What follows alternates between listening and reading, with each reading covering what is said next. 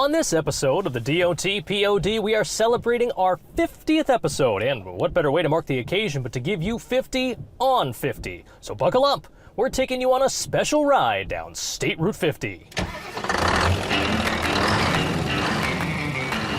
The New York State Department of Transportation presents the DOT POD. And welcome into the DOT POD. I'm Josh Heller. And I'm Anya Cardos. And we are delighted to have you joining us. Well, we are hands-free, mic'd up, and cruising down State Route 50 from Scotia to Gansevoort, all the way here in Region Number 1, a road that's been part of the Capital Region story for about a century. So Josh is in the front seat, safely buckled in and hands-free. I'm in the back seat, and riding shotgun is our very special guest, Valerie Dean. She's going to share some Route 50 history for us, some highlights, and a few hidden gems while we're out on our ride. Welcome, Valerie. Thanks, Valerie. Thanks. Great to be here. This is a great day to be with you and take this tour. You call yourself a road geek, and we're going to get into that in just a bit because you have a deep passion for highways and history. But first, can you share a bit about your role here at DOT? Of course. I work in the Region 1 Planning and Program Management Group, and within that group, we handle all of the planning and financial topics. So we fund the capital program, we work with the metropolitan planning organizations, and evaluate our projects for compliance with municipal plans, and we also work with the locals for the federally and state funded projects on their system. So I wear a few hats within the group. I'm the CHIPS coordinator, which means I'm the representative and point person for the region on that program, and it handles reimbursement of municipal paving work and other projects. And I'm also the rail coordinator, so I work with our rail groups in main office and am the contact whenever something comes up with a grade crossing or rail line. I'm the freight coordinator and work with our metropolitan planning organizations and with the rest of DOT on that. And last but not least, I'm the planning side of the bike ped coordinator role. There's another bike ped coordinator up in landscape that does design review, but in my half, I work with the metropolitan planning organizations and also with the other regions and the statewide bike ped coordinator. So not much, you don't do much. It's Yeah, not very busy, you not too dabble. much work. Right. So we are currently in Scotia. We just turned from Mohawk Ave, which is Route 5, on to Route 50 on North Ballston Ave, and we'll be taking you all the way down the 31 plus miles that is Route 50. So Valerie, tell us, how long have you been with this agency?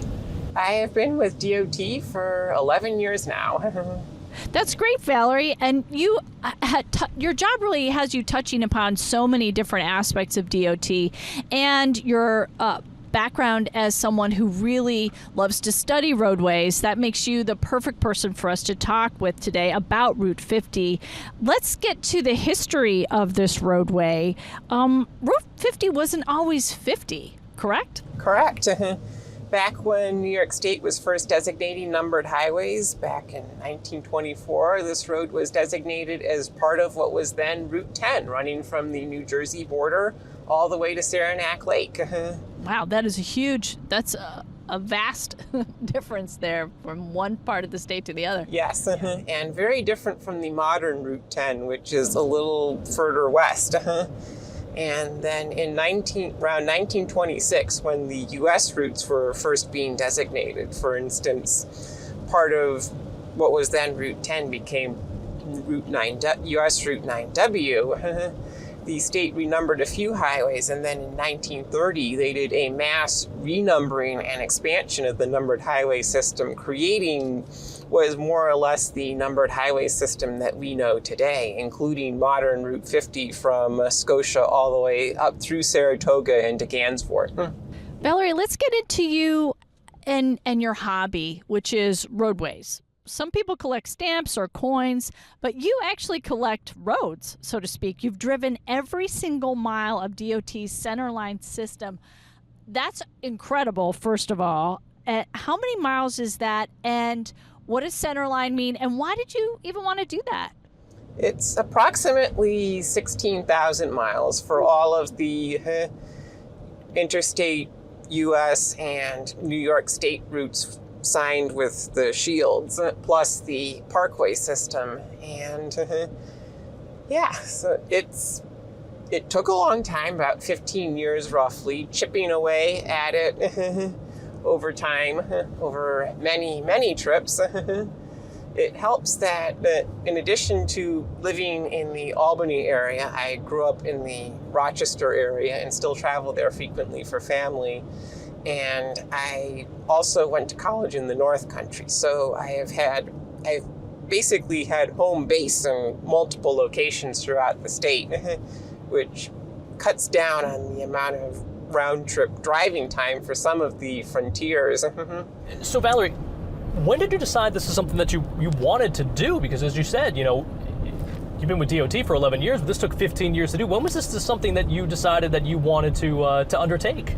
It was roughly when I went into college, and I had my Honda Accord, which I just inherited from Mom. And in order to keep the car running well, it needs to be driven periodically. So as we got into winter, I would take it periodically, just go out for a drive in order to keep everything running. And I like driving, so that worked out really well.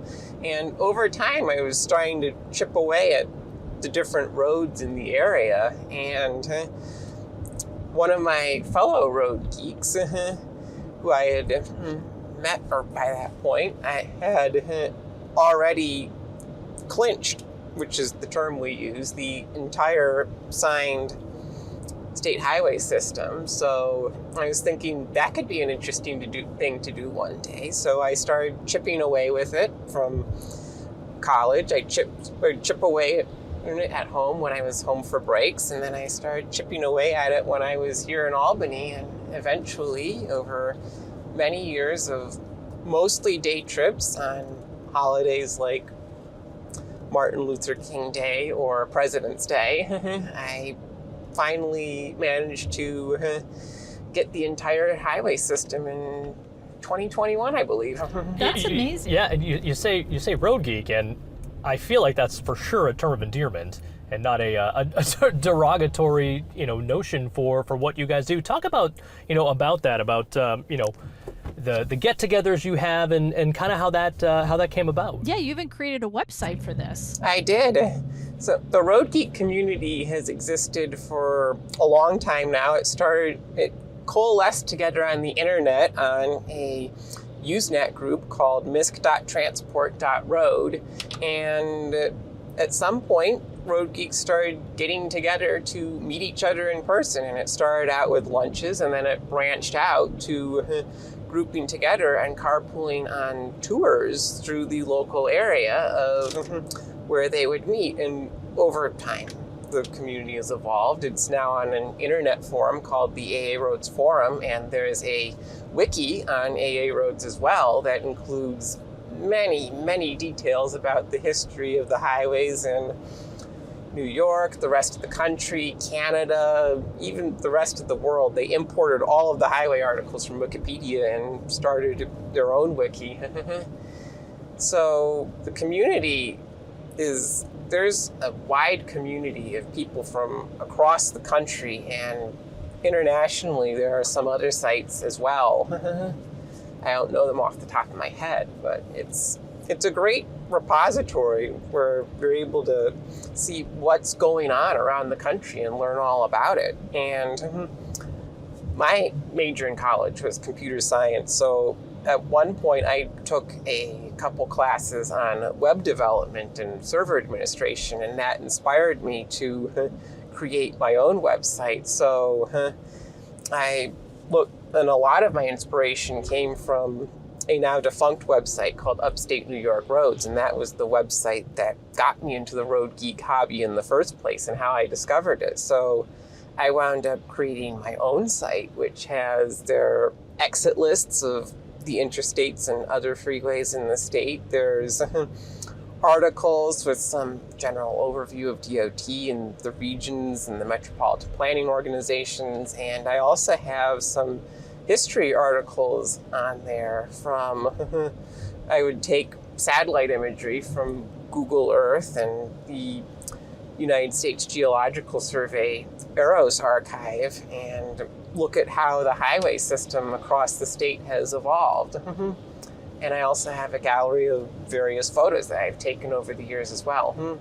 The pictures on your website are very interesting, and it shows all the historical sites that you guys visit and things like that. Speaking of history, you actually brought an old survey of Route 50 and the area that DOT had pulled together back then in 1960.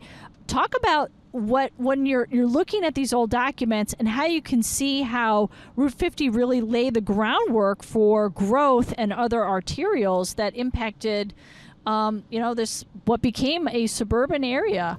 Yes, so way back in the 40s and 50s, before the interstate system, New York State was looking at building arterial highways in all of the cities, and we have those old reports for the cities in Region 1 sitting on our shelves within the planning group.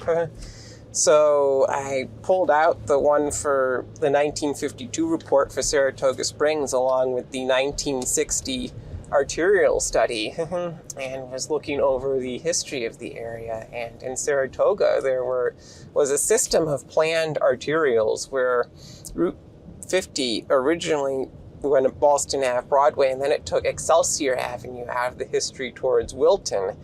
And their state proposed arterials, one running parallel to Ballston Ave on the old D&H Railroad corridor, and it would have hooked up with an arterial for Route 9 that would have continued north. And then in 1960, when the interstates were developed, they modified the arterial plan to have it follow the old railroad right-of-way back out to I-87, or as we know it locally, the Adirondack Northway. And many cities didn't build all of those arterials, and most of the ones in Saratoga didn't get built either, but that connection from downtown Saratoga to the Northway is one of the ones that did get built. And we'll be soon driving on it. We are about to pass one of the bike route signs that we've been passing a few of on the route, and there's another one coming up here. And New York State, in addition to its system of numbered roads for cars and drivers, we also have a system of numbered routes for bicycles. And they roughly follow a similar pattern as the state touring routes for vehicles, but they're a little bit different as well. For instance, we have in Region 1, we have Bike Route 5 and Bike Route 9, which, as one would expect, they roughly follow Route 5 and Route 9, but not exactly. For instance, Bike Route 9 follows a lot of Route 22 up through the Adirondacks. And Route 50, though it's not designated as part of that route system, as an area where the locals wanted to be able to designate a route for bicyclists, it instead has these rectangular bike route signs with no number on them. And there's one of the signs just right there up ahead on the right. Oh, I see it. And as we get into Saratoga Springs, we might also see part of their system of lettered bike routes that are designated locally by the city. I think Route 50 goes on part of Bike Route A, which follows part of Route 9 as well and some local streets. And Route 50, which is owned and operated by New York State DOT, there is a section of it right in downtown Saratoga where we actually don't, where I believe that's locally run. Correct. Within the Saratoga Springs quote-unquote inner tax district. In most of the cities, the local surface roads are not maintained by DOT, they're instead maintained by the city. There are a few exceptions, like most of 4 and 32 through Mechanicville, and there are a few roads outside of cities that are maintained locally, such as much of Route 155 is actually county maintained through Albany County. But by and large, outside of the cities, they're generally maintained by the state. Within the cities, they're generally maintained by the local city. And Saratoga Springs is interesting because it's one of 3 cities in the state that are incorporated with both an inner and outer district. So the inner district, that's like a city, as we would see any other ones, so with the roads being locally maintained, the full set of services, everything.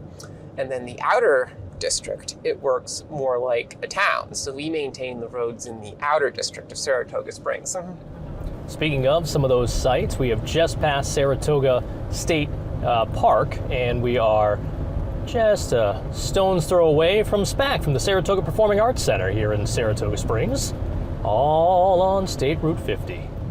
Yeah, and that traffic signal that we just passed was for a multi-use path that crosses over Route 50 and then parallels it in the old D&H Railroad right-of-way where they would have built the Ballston Arterial had it been constructed. Saratoga has this whole system of greenway trails that they've been building, and as one of the locations that they were able to put one in, connecting more areas for non-motorized transportation. You talk about, these, obviously thinking bike and ped, thinking, these different trails. Something that comes up quite a bit, and we talked about it a little bit on the podcast before, but something that comes up a bit is this idea of complete streets. Tell us a little bit about what that is and how that is incorporated into what we do and what we try to do. So complete streets is the idea of building a quote-unquote complete street, as they call it in urbanist circles, where it focuses not just on vehicles, but also pedestrians, bicyclists, all modes of transportation, even buses, freight trains, everything. So one of the things we look at when we're doing projects is early in the project development process, when we're at what we used to call an initial project proposal. It comes into our planning group, and we do, and in about 10, 15 years ago, the New York State Legislature passed the New York State Complete Streets Law, which says that DOT, when we're doing a project, we should look at and evaluate complete streets features that we could do to make sure that we're not just focusing on cars, we include all modes of transportation, especially non-motorized modes that for a long time had been considered an afterthought in transportation planning.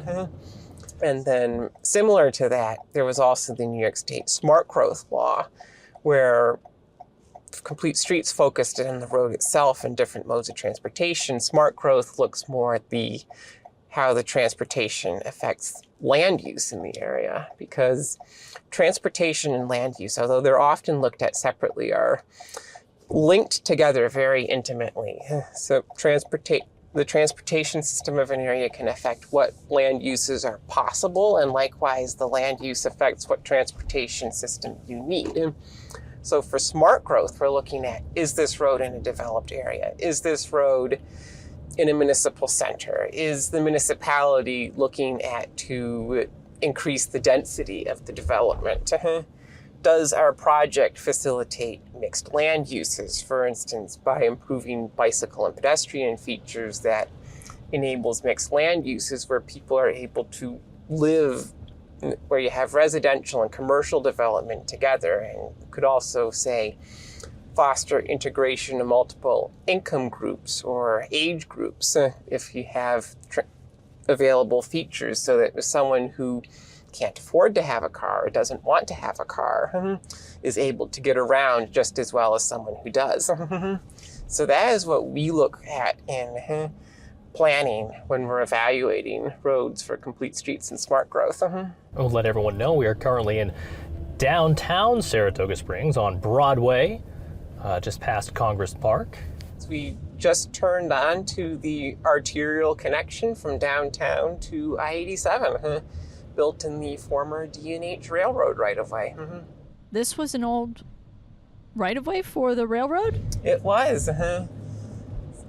Like many railroads, there's a lot of abandoned rail right-of-way, which often gets repurposed for transportation. Over in Rochester, they even used what used to be the Rochester subway corridor, and even before that, the original Erie Canal corridor. They built a couple of interstate highways on it. And over to our right, we have Excelsior Avenue, which is the original alignment of Route 50 before this expressway was built.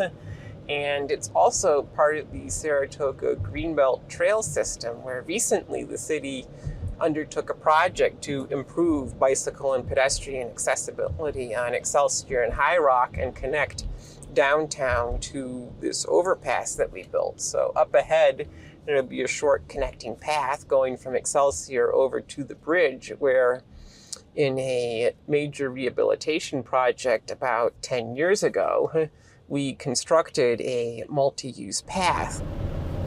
So we're nearing the end of our journey as we have crossed into Northumberland. And after Northumberland, I believe it's Gansevoort, and we'll have reached our terminus, as it were. And kind of more, we've gone through a couple more developed areas, kind of more in the rural side here, a lot more trees, a lot more farmland. So it's a very interesting kind of swaths of land that you cross through in all in this 31-mile road that takes us from Scotia, from Scotia to Gansevoort. Yeah, we've been through suburbs, we've been through urban centers, we were in a village center, and now we're in not a totally rural area, but definitely a less developed area from what we've seen on the rest of Route 50. I believe we are getting up right to the northern end in the hamlet of Gansevoort. Yes, we've hit the junction of Route 32 and Schuylerville Road, and this is the end of State Route 50, and thus the end of this episode and our 50th episode of the DOT POD. Valerie, once again, thank you so much for taking some time, taking this little ride with us, this little trip with us down Route 50 for our 50th episode. We really appreciate it. It's been really interesting.